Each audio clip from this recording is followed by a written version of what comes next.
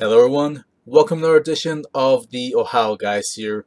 My name is Christian Ocampo, and today I'm joined by another amazing voice actor in the scene today. We have Jacob Eiseman here. How you doing, Jacob? Hello. Good to have you here. Finally glad that we made the time, and I'm very happy to have you here for an interview. Me too. I'm glad to be here. I'm sorry that it took so long to get this set up. That's all right. Everyone's got plans, everyone's got a busy schedule. So I'm just glad that we were able to finally meet face to face here uh, or online. So I'm very excited to have you here for this interview. So yeah, I'm very excited for this. I'm excited to be here. All right. To kind of start off on this interview, why don't you tell us what is like working in the industry today? Okay.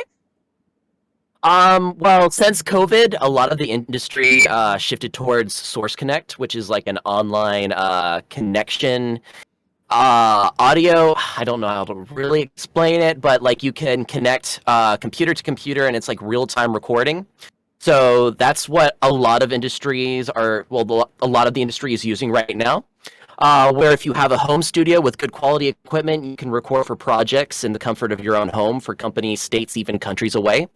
With restrictions easing up, depending on where you live, some places are reverting back to coming in studio only. There is still a lot of elements where companies are still accepting home studios. A lot of it I see is from commercial work, so it's a mixture of whose roster you're on, where you live, and what their requirements are in order to work with them if you're cast.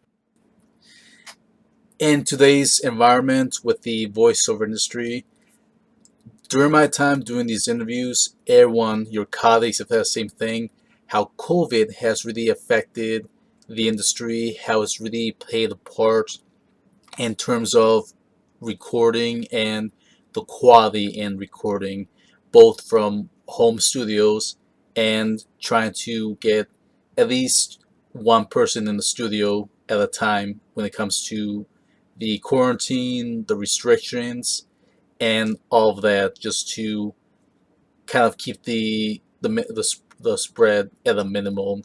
So it's really been a huge factor for everyone just trying to readjust in the last 2 years since COVID really hit the industry in the way we never would have imagined could have happened in the past 5, 10 years.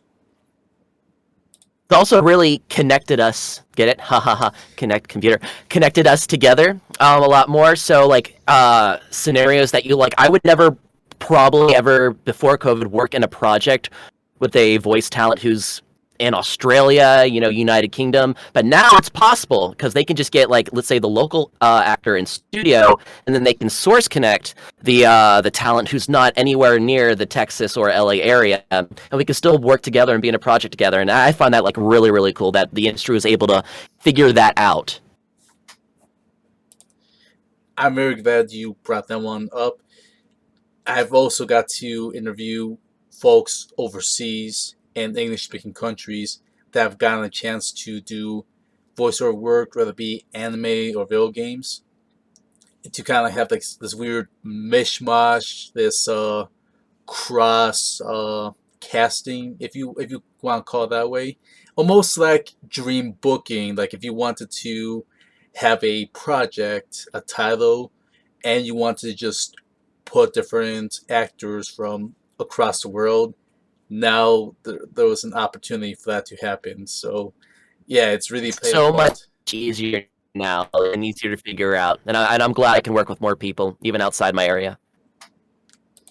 Yeah, it's really been a bit very pleasant for us, the fans, to just hear their voices from different parts of the globe just sprinkled together.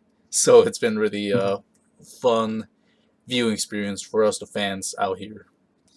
So yeah, just we can go on about the inner workings of home studio and let's do some of the in-house recording. So yeah, it's been just a big conversation in itself. So to kind of piggyback off of that, during your time and during the COVID, before COVID and after COVID, is there a favorite project you have that you got to work on? Favorite project that I got to work on. I love each project in different ways I got to work on. I would say the most memorable would be No Guns Life. That was my first named role with Funimation, but and with the excitement of that, it was also my most stressful. Because previously, before COVID, you would get called into the studio, you'd work, face to face with the director and the engineer in there. During that time when I was working on No Guns Life, it was when everyone was trying to figure out what's the best way to record actors and not come into the studio. So there was multiple options that actors could record with the director. And I have an Adobe subscription. I use that for my auditions, and I dabbled in video editing before. So an option was to record with Adobe Premiere Pro. You can record on the program, export it a certain way. It was a giant confusing mess that they gave instructions for. So they would, we would connect with the director and the engineer, and the actor would be essentially engineering the session themselves, with the engineering looking over you to make sure that you're doing it right. The actor would have to place the beeps in the right places, hit record for themselves, know when to stop, and then kind of mush it together so it landed near perfect to where the imaginary fourth beat led off. And it was a giant stressful experience, but it was so fun. As because it was like, you think you're ready for it for your first time, and then, oh wow, there's like 10 other technology issues that happened during the session that you kind of have to figure out during the moment. And I think at that time they were giving you enough hours to, just in case they ran into that, which I was very grateful for, because I was a hot mess during that. But it was fun. I was prepared for the next sessions afterwards and made sure that all my problems before were all connected. But I think that would be the most memorable for me, because of how beefy the character was in terms of lines and all the issues that I ran into during it. But yeah, I would remember No Guns Life the most out of all of them. In the time I've been asking that question, you're one of the few handfuls to at least have a favorite, because it is a tough question for everyone, because each actor Everyone loves their roles equally. Yeah. No, I love all my roles equally. I would just pick that personally just because of the experience that I had recording it. Yeah, it's with experience, you learn from it. It becomes a part of you, just looking back, thinking about how you're able to get the work done. I can definitely see why you would pick this title as one of your favorites. So understand why it really is special to you. So yeah, I'm just glad that we can kind of hear the reason behind it and why that title really spoke to you. So yeah, I'm hoping we're going to touch a bit more about that one in just a little bit. To kind of kick us off in a Okay. direction in one of your earlier works, here's the title. We're going to kind of start things off on the pace. What was it like working on Legend of Keepers? Okay, so every now and then you see casting calls for projects on Twitter, castingcall.club, just various websites. Twitter is an amazing resource for voice actors starting out in the industry to really cut their teeth and gain credits so they can start working on, let's say, big agency stuff, anime and stuff. These are projects that people are like, oh no, everyone can just submit. And it's a good opportunity because most people don't really get those opportunities. So Legend of Keepers with Goblin Studios was one of these opportunities, and they reached out to me privately if I was interested in their project. And they gave me storyboards of the scenes, and we worked on the voice and the emotion for the character. It was a fun experience, as it was an original animation project, as well as a I think the first video game I worked on. So that was it was really cool. It wasn't dubbing. It was just I would call it prelay because you were creating the art, creating the character, and I don't get to work on much projects like that. It's interesting how actors nowadays are building their resumes with these indie projects, indie titles, especially when casting calls are happening on social media, like mentioned Twitter. I've been seeing a lot of that as years have gone by. Doing these interviews, talking to actors that are still really in the indie scenes as their bread and butter, and then just hearing the experiences on breaking into those auditions, those casting calls, all that, and then just kind of hearing from you as well, talking about your experience, especially in this title. So yeah, it's always been shaping up like just how in the indie scene there's just different people that will be casted. There's different stories you hear about each actor on how they're able to take a crack at it, getting into all these indie projects. So And yeah, especially now with when COVID happened, there's a lot more opportunities because, like we talked about before, everyone figured out how they don't have to bring actors in studios. Everyone can literally record an entire game or a movie at home. And there's so much more opportunities now with people figuring out how everything worked on the internet. My case, before COVID, I knew I wanted to be a voice actor, and I couldn't get those opportunities where I was at the time. I grew up in Virginia Beach, Virginia, and in that area there was one agency, and I was with that agency for a time, and till it was a kind of a contract issue with each other, and so we went our separate ways, and that was the only place to get voice work in the area. So I did research on my end, and I was like, all right, so if you want to continue, the two main hubs are you can go to LA or you can go to Dallas Fort Worth area. All right, and I'm like, okay, well here I am working at a normal, I would call it I work at a movie theater, a movie theater, a normal retail ish job, making about $10 an hour. So let's say the cost of living in LA is, but the cost of living in DFW is, all right.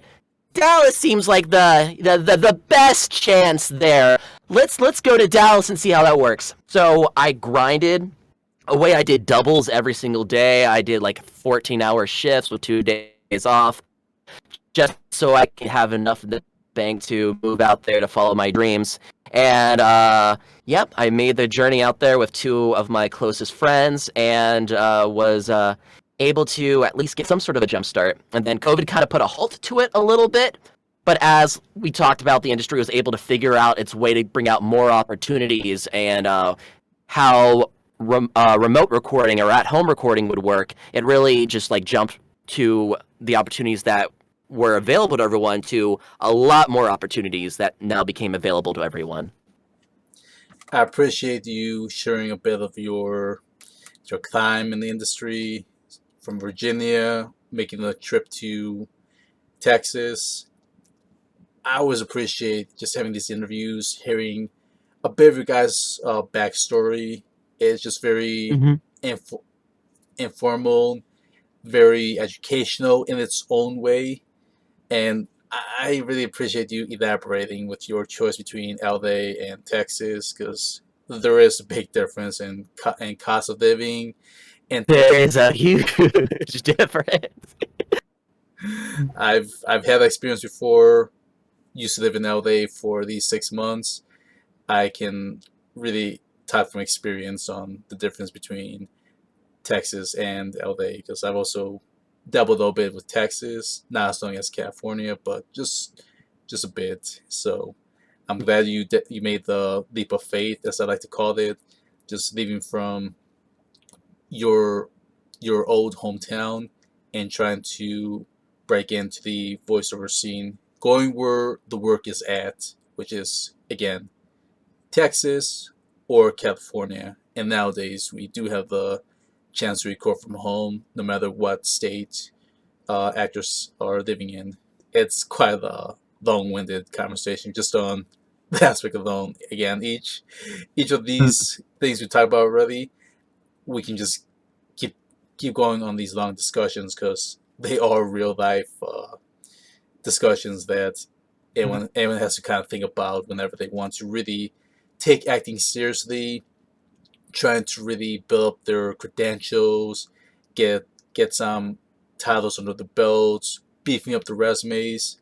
Everything comes into play, comes into factor when you really think about it, because it's not easy. It's got its own struggle and its own just trying to pave the path for one's own career path. A lot of it was you can only get the work if you were living in the area, but now that mindset has kind of been shot out. Now you can literally be in an area that just doesn't have much opportunities, but still make it big and get a lot of opportunities just from remote recording.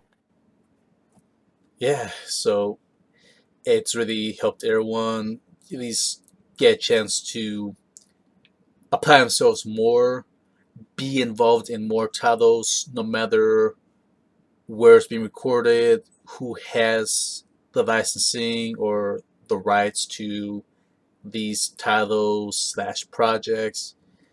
Really been beneficial in its own way. As I've talked to many other actors in the past 2 years, that is one of the few silver linings from COVID, where it did give actors the opportunity to record from home and utilize it in a way no one could have imagined. Again, from before COVID ever hit us. So silver lining it in the nicest way possible, and not trying to make Yeah. light of the seriousness that COVID has done. So yeah, just to make another transition from all that talk about recording from home and all that jazz. You really mentioned no gun life. Why don't we talk about that? What was it like working on one of your first Funimation titles when you finally got to Okay. take a crack at it? So I started with Funimation the beginning of 2020, auditioning for an anime called Hatena Illusion. February and March of that year, I was called in and signed as a contractor voice actor with Funimation and worked on background voices for One Piece during the Dressrosa arc. When COVID hit, the industry was stuck for a while trying to figure out what to do, and home studios started to become more prominent, like we talked about, mandatory for continued work. I quickly caught on and made my first booth out of moving blankets that you can easily find on Amazon, PVC pipes that I got from Lowe's, and scrounged online trying to find like a blueprint of like, all right, I got all these. How do I make it? And I found like, oh, you can simply make a booth out of PVC piping. Just give us the measurements, and then here's how. And I'm like, okay, cool. So me doing a DIY booth, making all the mistakes possible, but hey, I managed. And I made my essentially first booth. Once I put it up, I submitted my studio quality because they want to know, like, all right, is it up to par? Is there going to be much issues when you record? Will the engineers, like, wherever, if they get all these audio files? So I submitted my stuff to Funimation, and after a quality test, shortly after, I received an email from Funimation that Kyle Phillips wanted to cast me as Kunigi in No Gunslinger. That was my first named role with the company and my first beefy part with the company too. Pretty much a recurring villain in the show, and I'll be forever grateful to Kyle for that opportunity. He started everything for me and where I am right now. And that was also during a time where Funimation was using different at-home recording methods. And like we talked about, the actor was pretty much self-engineering the entire session during the sessions. And I thought it was a really cool experience, and I'm glad I could somewhat have knowledge of what I was doing. I learned a little bit from Jose Sandoval, which is one of the main engineers at Funimation. He also does classes online on Twitter. He's one of the main engineers also for One Piece as well, and I see him all the time. He's such a great guy. And it was, like I said, one of the most memorable experiences, and I don't think I would ever forget that anytime soon. Yeah, you've mentioned some great names there. Kyle Phillips, one of the ADR directors at Funimation, who's tackled on tons of interesting shows that have come out as far back, with Funimation's simul dubs and all these shows that have come his way. Definitely a gentleman I've been hoping to try and get an interview one of these days. Pick his brain and just hear his thoughts on like some shows that he's directed, because I'm pretty sure he's got some fun tales to talk about. Just being the captain at the helm, directing. Kyle's a great guy, and he's yeah, Kyle's a great guy. He streams on Twitch a lot too, so you can easily just see what he's doing, participate, as a guest, a watcher, and no, I have great experiences with Kyle. Yeah, I'm hoping for that day to happen. Just gotta see how I can make that happen, which I'll definitely get around to that soon. And then you mentioned Jose Sandoval. Other engineers like me doing these interviews for a long time, I'll hear actors talk about whichever sound engineer that they happen to be around with different shows that they record with.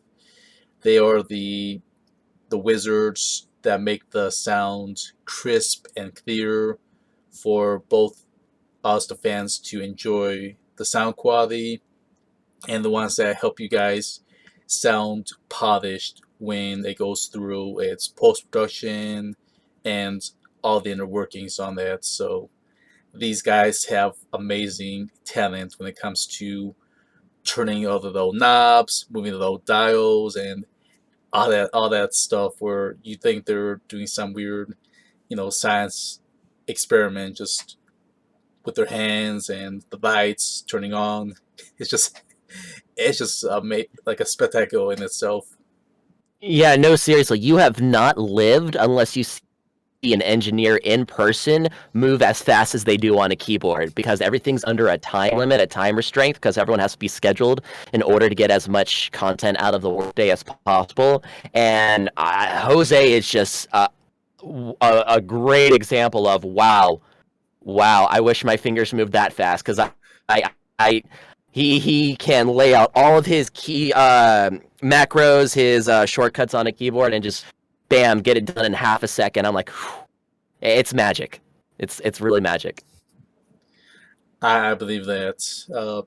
I've only seen small little tidbits, whether it be maybe some clips on YouTube, engineers doing their magic behind the booth alongside with the director, or if you happen to be at some of the bigger conventions, whether it be MA Central or in some cases MA Expo, where they do the auditions there at the conventions, you will have whichever sound engineer happens to accompany a certain director. Then you might see how fast they move their hands and make the speed, the timing, Mhm. all connect together well. So yes, it's something that you have to see for yourself, just understanding the mechanisms on what these sound engineers do on a daily basis. So yeah, again, glad you had a great experience on this show.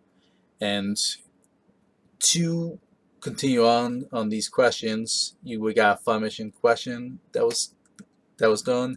Now we have a Sentai question that I think people have really been very surprised when this announcement came out a while back. And this title is Haikyu, one of the most adored animes out there. So why don't you tell us about your experience on getting to work on this huge title series. If you ever watched Haikyu, it is a male-heavy show. And I have my agents at Pastorini Bosby in Houston to thank for this. I was invited out to Houston to audition for Sentai Filmworks late 2021 and was called for a role in Haikyu a month later. I remember getting that email initially, and I screamed in a car with my friends, which in hindsight is never a great thing to do while you're driving on the interstate. Uh, this was my first time also getting to work with the chasing method. There's the three beeps method, and then there's the chasing method. Three beeps is when the director previews the Japanese version of the anime, and then you come in, you hear a beep, beep, beep, and you go on the imaginary fourth beat and start talking. Chasing is you listen to the Japanese, and then you go immediately after. So there's no three beeps, there's no preview. You're just like, okay, and then you say the line, and then they place it in where that line is, which I've been trained for. So just getting to have the opportunity to do that was really cool in a live, real setting. Um, Kyle Colby Jones is the director on Haikyuu and was super chill, super easy to work with. Gave me a tour of the building. They have a whole entire soda tower in their building, which was really cool with flavors that you don't really see often and statues. And it was a really great experience and really less nerve wracking because it's always usually a nerve wracking experience getting to work in a studio. And I knew Haikyuu was big. I wasn't expecting it to be big, big. And the character that I was recording for, I didn't realize how much of a fan base he had. I'm pretty sure every boy and the core four teams of the show has their own fan base. And I took over the role for Konoha in season 4. And once you get home, once you get cast as a role, you just obsessively do research on the character. And you're like, okay, do I come back? Do I say things? Oh, yes, I do. Oh, that's so cool. And then you see like there's a whole fan base of stuff, and I'm like, oh, that's really cool. And then you look into, oh, there's merch, and like, oh man, I need to have everything. So when they pay you for your work on the character, you just blow that all in merch, which makes the whole system full circle. I think I'm pretty sure you just give your money back to it so you can get the merch for the character. And I'm like, it was just really such a rewarding experience, and I'm excited if they ever announce a 5th season, which I'm sure they will. It's Haikyuu. That I will probably be coming back for the show, so I'm really hoping for that. This show just keeps coming back. Many of us did not expect them to keep making these seasons, especially the movies. Like, it's one of those shows that just keeps on giving. You think it's done, but it's not done. Now we think there's gonna be a season 5 and more titles to come out from it in the near future because it's garnered such a big fan base over the years. Haikyuu was also fun as it was the first show I got to use like my loud screaming voice, like just over high energetic, because you're playing volleyball during the scenes. So you have the dramatic lines, and then they want all the grunts and the moans and the shouting for just moving on a volleyball court. And I got to get to do a whole bunch of oh yeah and hell yeah and oh man, such a nice hit, man, compared to my normal characters who I get or just very soft speakers, very very like this cadence, and not really as shouty. So it was a really cool opportunity, and I loved it. Yeah, it's gonna keep going for a long while, I suspect. Really, when the Sentai first picked it up with season 1, and like you said, we knew it was big, but no one knew it was gonna be this big. And now look where we are, years later in the year 2022. It keeps giving us more content. It still has picked up more fan following. Just so much possibilities and more potential if they continue to keep on going and keep giving us more seasons, more movies potentially, and a great way to get new characters in, and as well as getting newer actors to fill the shoes of those characters. So it is very much of a win-win. Where if we get more Haikyu, we get more characters. Now we get more actors, which they will get an opportunity to showcase their acting chops when they enter the booth and give their A game to the studio, whether it be Sentai, whether it be with Mr. Kyle Kobe Jones, or any other actor that's working on these huge titles. So it's really worked out in your favor, and it's really helped you gain more experience as well as put another big title under your belt. So that's really a good path for you to beef up your resume in that regard. Here's also hoping he gets a Funko or a Neanderoid. I mean, like I said, every character on that show has their own fan following, and I'm just excited to see where the future of that show takes it. Yeah, we will see. A trailer will drop sometime soon. Sentai will have another I'm sure. announcement. So we will know right away whenever the trigger gets pulled on that one. So moving on from Funimation, from Sentai, now we move on to another studio that is still relatively new to the industry. It's still in its infancy as we record this interview, and we're talking about the studio known as Ascendant Animation with their first ever anime they recorded, Ishida and Asakura. What was it like working on that show? I met Kiba Walker in acting classes before COVID, and we immediately hit it off. We had a shared interest in a game called Toontown Rewritten, as I used to work a game voluntarily in the past. So this anime was one of my first anime projects. I auditioned for it when COVID started, and it was actually so. Guns Like Kunigi was my first named character for Funimation. I played the manager in Ishida and Asakura, and that was my first named role in anime ever. I think his name was Tenchao. The show was unique because it was like a very, very short series. Each episode was about 3 minutes long, with the theme song taking up half the episode. So when you watch all the episodes back to back, it's about the length of one full anime episode, kind of, or half, if you take out the theme song of that. This was also when everyone was still figuring out how at-home recordings worked, and Ascendant Animation pretty much handled it pretty well.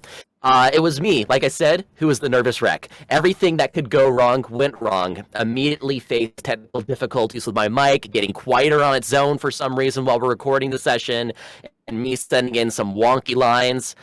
They had a very skilled engineer, Steve, who managed to shift through it and came out with perfect quality when the show came out. Because I don't know what I sent them, but I listened to it back during the session and it was not good. But once you listen to the actual DVD, I'm like, oh, well, they made that from crap gold. Wow. But like I said, there's just a lot of mic stuff that you just gotta okay, I have this issue. I gotta research how to fix this issue. Oh, cool, you figured out the issue. Let's not let anyone else experience this issue. Let's tell everyone, like, hey, by the way, if you're recording this and this and you're not using this, probably should use this, because I ran through this while recording this, and it was not a good time. But no, recording with Kiba and Steve was an amazing time, and they allowed me to figure out my issues going on during the session. I think I had to shut down my computer once and then wait for it to come back up. And no, they were very patient with me. They were very understanding, because a lot of people were also going through the same thing at the same time. And I think that was a rewarding experience. Wow, that's quite the experience. Usually, I hear more of an uppity, positive side of recording, but this is kind of the first one I'm hearing that things did go a bit south in terms of getting the process going. But I'm glad that they're able to make it work, make I want to quote Paul Heyman this one, turn chicken shit into chicken salad. So I'm glad that I'm pretty sure if you catch anyone who recorded during the 2020 season, you're going to hear a lot of similar stories. I'm like, oh God, what am I doing? I'm just an actor. No, I got to learn how to engineer. How do you engineer? What programs do I need to download? What, you want me to send what to what? You just matter of finding the right ones that recorded during that era, and you're gonna hear all the horror stories if they share them, of course. I mean, I did subtitles during that season. It was just chaos on my end, not their end, my end, because I'm still figuring out like all the things that I need in order to make the session go perfectly.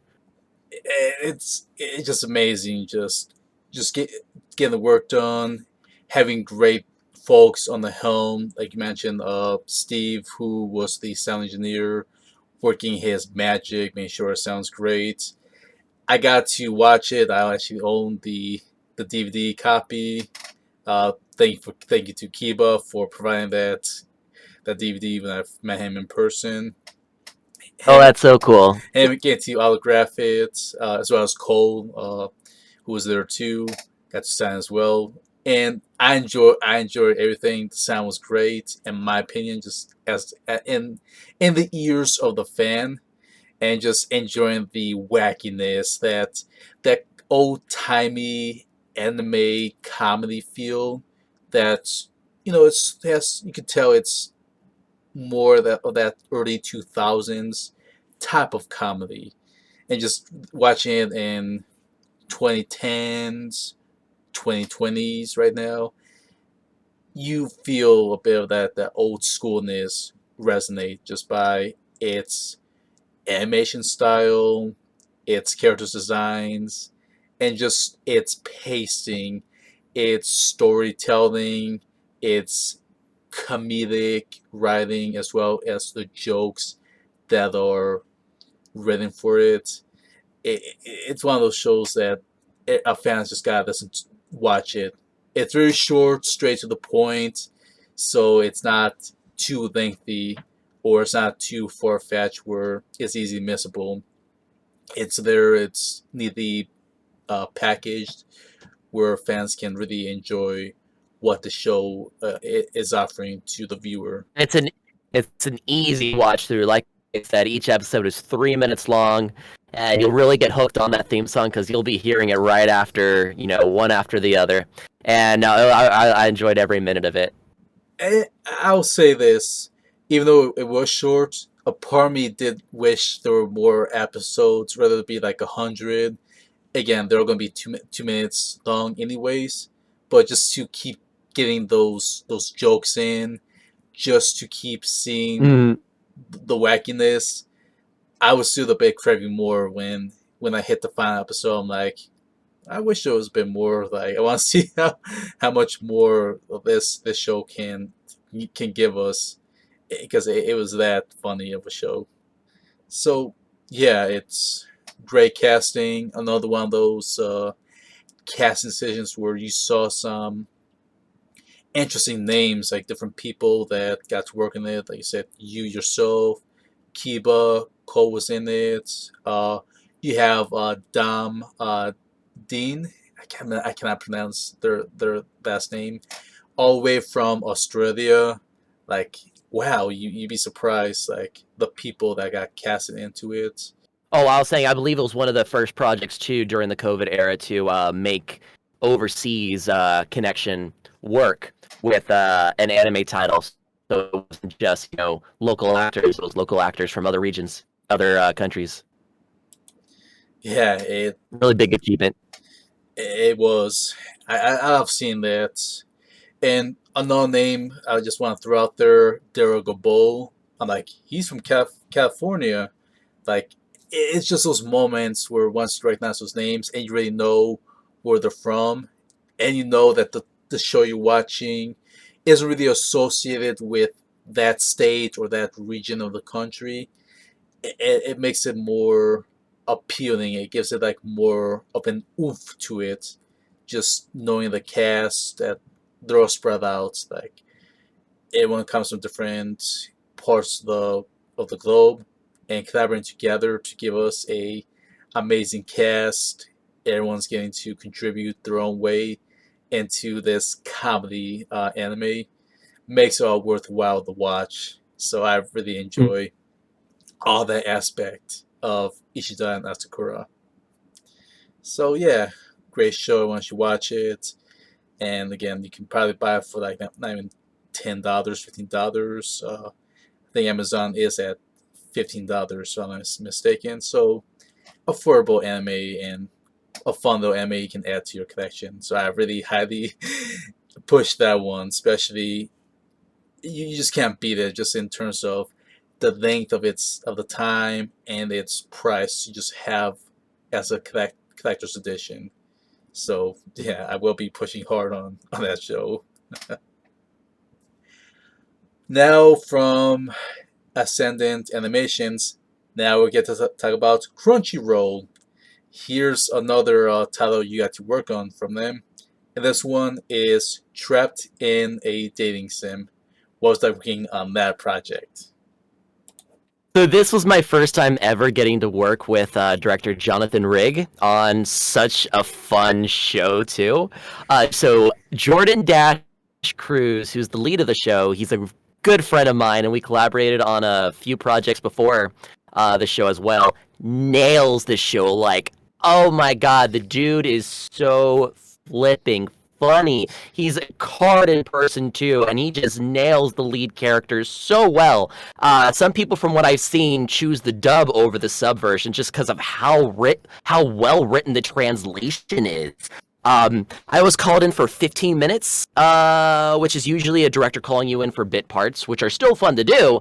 But when you enter the booth and you get told, so you are playing this guy and his name is, your heart skips a beat. You're like, what?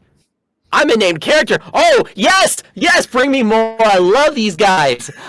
Skips a beat, and immediately, like we did before with Haikyu, you have to research everything about the character, which is what exactly I did when I got home.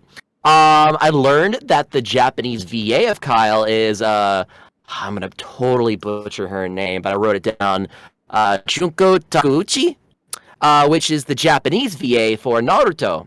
So now having that connection was super cool. Kyle is a series regular, and he pops in every now and then with Sarah Wiedenheft's character Marie, who is a scene stealer every time she's on screen, and I'm just so glad that I can help contribute to that.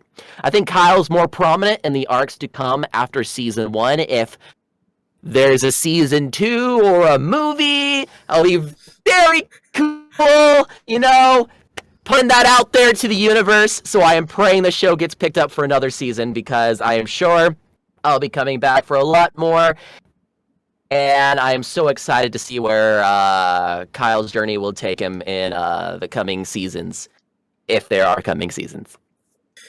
When this show was first announced that it would be part of the winter slash spring catalog, the name in itself was really an attention grabber for us fans, where you kind of really know Was what's going. It was a long name. Like, you make fun of anime title names, but this one just took it to a loop. Trapped in a dating sim. The world of Hitomi games is tough for moms. That's like 4 whole lines of title.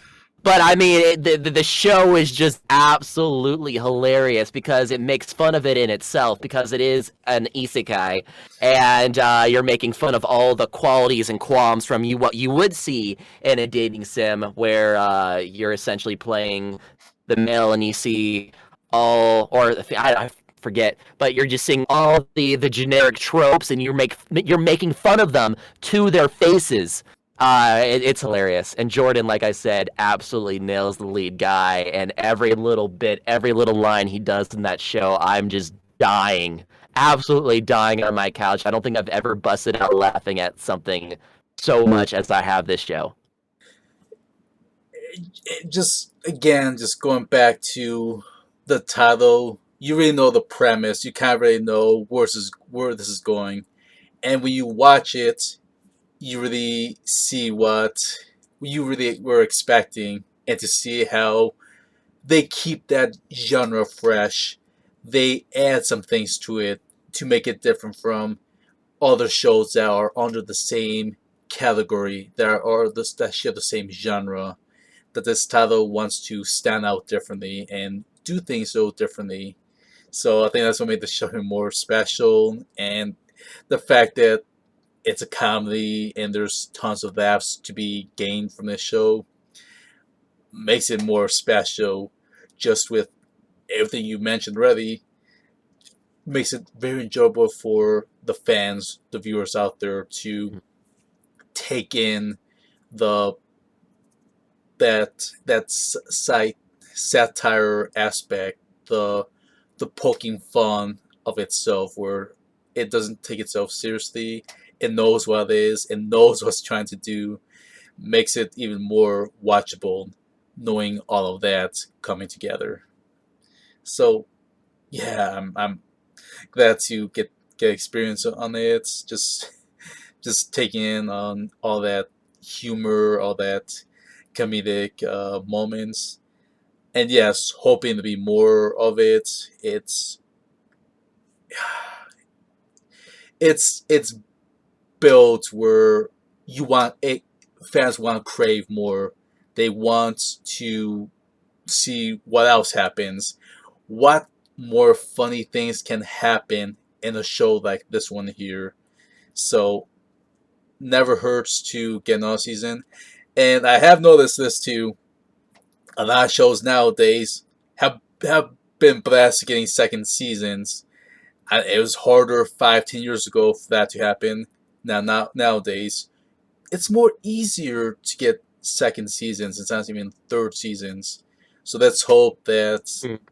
that continues on for this anime. Because why not? Why Let's shouldn't hope. it? Yeah. Let's hope that we get some sort of a second season announcement shortly after, because it's usually after like a week or three after the last episode airs, and then cool, they start working on it, or a couple months in case of No Guns Life is situation where it announced their second core, which is an extension of the first season. I would even take that too, you know. Yes, let's hope it's sometime soon, not like hey season 2, 7 years later. Yeah, let's not hope it be that long. We've waited in the past for that took way too long. That's I think they've gotten away from that for the most part. Yeah, look at some shows that are now have gotten new seasons after some even have been 10, 15, in some cases 20 years later. So let's just take the few months or few weeks later for new seasons than years, because I think that's more digestible for us the fans to take in. Mhm. So yeah, great show for anyone that's got the subscription to Crunchyroll. That's the place you watch right now until it hits physical release. So we'll see when that happens. Otherwise, to make the transition from the anime side of things that you got to work on, now we can talk about the video game aspect of your career. And here's one that's really been a huge splash in the video game industry that's really taken it by storm. This one is Genshin Impact. What was it like working on that project? Genshin Impact is the one title that is so super popular that everyone and their mom wants to have a part in somehow, some way, and it's super cool that that's sort of happening. The directors are going out of their way to not just cast LA voice actors, but Texas or global voice actors too, for one big voice actor harmony project. The game is super popular. So when I was reached out, which was actually I was asked to be a part of it on my birthday last year, day of I got that email booking, and again I screamed in a place and freaked the heck out, which probably wasn't a great reaction in the area that I was in. But the session went by super quick. I got to play two characters in the Ina's two named characters, I believe, in the Inazuma region, and a couple of side characters I believe that everything that I did was the near beginning of version 2. I think they're still on version 2, but they're on like parts of version 2.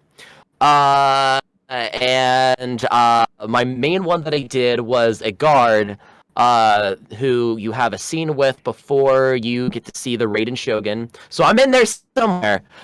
Me personally playing it, I'm not anywhere near that region yet. I'm a completionist. So I like to like have guides of like, okay, that treasure chest is in that tree. I have to go get that. And then there's like a whole series of treasure chests and challenges that you have to get to before you get to that next city. And I'm like, okay, well, if I don't get them now, then I'm gonna forget about it later on. So I'm doing all of that. I think I'm in Leeway. I don't know how you say it. Everyone has different interpretations of how you say it, but I'm in that area right now, and I think Inazuma is the third region, so I haven't even got to experience, playing a game and hearing my voice to it yet. I'm trying to get there too. I just got so many things bogged down before I even just have a sit down and just thoroughly enjoy a video game. Especially with Genshin, because it is a gacha game, and there's so many aspects of it that can enhance your gameplay. So I'm like, oh yes, I definitely want to spend the $10 to get the enhanced rewards if I reach a certain limit. Oh yes, I need to also get these promo gems too. So I'm like, if I'm going to play it, I need to make sure I have the time to play it. So like I said, I'm in there somewhere. I haven't gotten to experience me yet, but I'm sure when I get to it's going to be a rewarding experience. I absolutely loved it. And hope to come back. Version 3, pretty please, somewhere in the new region. No, I would love to. I'm easy to work with, I think. I'm I'm glad that you really enjoy being part of Genshin Impact. Really, this game is still going on strong after its first release. It came out of nowhere in the sense of no one saw this coming. No one could have measured the magnitude of what this game was going to do once it hit the market, or the caliber of the direction it was going for, and how it would cast its characters. As you mentioned, it wasn't just going to be an LA focused talent, it was going to spread to even non LA talent. And that's amazing feat in itself, just trying to be a little different, just think outside the box, and give actors like you and those out there still getting their feet wet, still trying to add those extra notches on their belt, extra titles to add to the resume. Great way to really be an asset where you can say to potential studios that you've been in a big title of Genshin Impact, that you are part of a huge title that has amassed a huge fan following just by its visual, its gameplay mechanics. Everything about Genshin Impact has been appealing for its fans and has really checked off different boxes on this on what makes this game special and why it has become special after what, almost more than a year and a half or so. And we'll see how far it's gonna go. If there's gonna be more add-ons, more characters that are gonna come in, especially that there's still actors under NDA that have not been able to reveal if they're part of this title or not. So yeah, this game is keeping people on their toes. Like, I just don't know any other games that have done this, except those that have DLCs. But that's a completely different ballpark, different ball game. But Genshin is really doing something different to keep the interest going and to keep the fans coming back for more. The game's beautiful to play. It's free to play. The scenery, the music, you can just literally wander on for hours and just enjoy yourself. It's such a beautiful game. Definitely, just freedom. It's freedom for the player to play the game however they want. If you're not trying to grind out like the way you are trying to complete everything, they can just enjoy the scenery, enjoy the game at their own pace. Different ways to enjoy a video game like this one here, with just so many things it can offer, so many just those small things for the player to just sit back and relax while playing this game.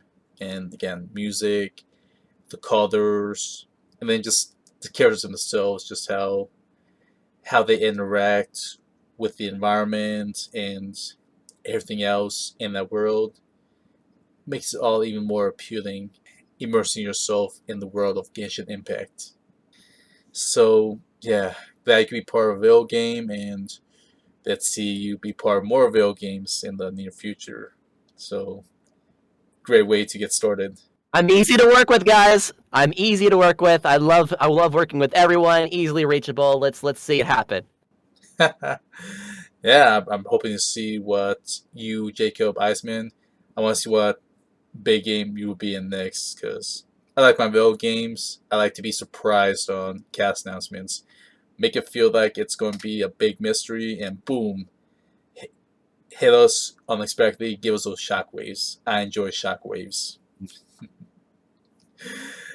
Alright, so now I have a funny question I always like to ask everyone.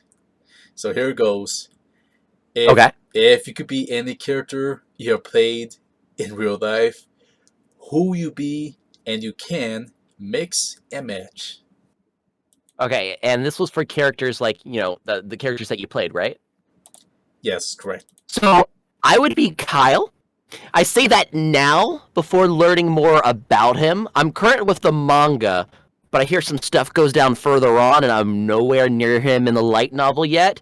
But I find the world of, and I forget what it is at the top of my head, but the world of Trapped in a Dating Sim, very fascinating. It's magical. There's floating ships and everywhere, and I just think those would be cool. Just live in work in an MMO, well, where the constant, death aspect is not, that bad. Just, going to dungeons, fighting, using magic spells. That would be really, really cool. But I may regret that soon once I learn on more. I don't know. I'm still reading the light novel. I just got the whole entire series the other day, and I'm on like page 20 of the first book, so I got a long ways to go. If I had to choose a safe route, I would pick Kanoa and Haikyu. When I was cast for it, I had no knowledge of volleyball once I started to research the character, and I read the whole manga. Now I know a lot more about it than I ever thought I would. And if I was in better shape than I would love to play a game of volleyball sometime, or just be in a big tournament setting, just doing a lot of physical activity, running, and being in the best shape ever. But yeah, I would pick that. I think that would be fun. Yeah, great choices right there. I like the way I kind of like your little spin on that one. I've heard different ways actors have answered my question. Yours is a little bit more thought out, especially the safe route with Kanoa. Yeah, that's a new one I haven't heard before. So thanks for the little uniqueness to it. I appreciate just hearing the way you've answered this fun little question. It's always enjoyable to hear people's thought process whenever I ask this one here. Yeah, and like in a year or two, if I get more under my belt, feel free to ask it again, and I promise you I'll probably get like a more intricate answer. Oh yeah, so I imagined the person with this person's head, this person's clothes, that weapon, that scenery, that world. Oh yeah, I'll totally lay it on out. Will do, will do. I will keep that in mind for a future second interview. All right. So another question is: there anything else coming out that you can talk about, or anything out right now that you'd like to plug in at this time? Okay. So besides a lot of the shows this season wrapping up, in fact, I just wrapped up Trapped in a Dating Sim today. Every show this season's kind of reaching their end point. I don't really have much to talk about for the next season yet, but I can talk about my Walla group. I don't know if you heard, I run a Walla group called Walhalla. Um, the stupid name, but we fell in love with it immediately. Valhalla, the just everyone having heavenly voices. And a Walla group is a loop group. It's a group where people go into the studio in groups of 4, 5, 6. I think we've done a 7-person session at one time. And it started off with 6 members, and then has quickly grown into this massive, massive 21-person group of 11 males and 10 females, where someone can email us saying, "Hey, is blah blah blah blah." Blah blah blah blah and blah blah blah available to record for this show, and we just find out everyone's availabilities, and they go in, and we just give up the best performance possible. Everyone in my group is all super talented voice actors, and I consider good friends of mine. Everyone in the group has either had their career started from the group, or working towards their voice acting dreams by just being a part of the group. With all of our studio friends and partners that we have worked with, we are nearing our 100th completed session as Walhalla, and we started as early as September. So it's super exciting, and once we finish that 100th session, I will be making a giant announcement post just thanking everyone from the bottom of our hearts, and just hopefully for 100 more, 500 more, wherever the industry wants to take us. But we're super excited to even just have the opportunity to get this far. In terms of plugins, I can be easily reached or followed on Twitter. That's my most used platform. I don't really use any others. It's at Jacob Eiseman VA. I did have my original one taken away by Twitter with no explanation yet, thank you. But that is my new one. That is the one that I use the most now.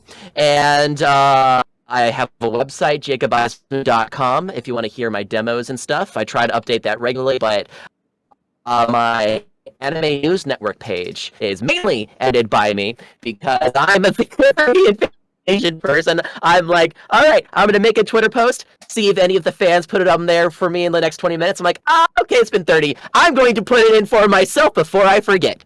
And my IMDb has stuff before I was a voice actor on my on-camera stuff. There's a lot of on-camera stuff in Virginia that I did, a lot of monster shows, a lot of, murder mystery shows. So all of that can be found in my credits if you guys want to just, follow up or say hi.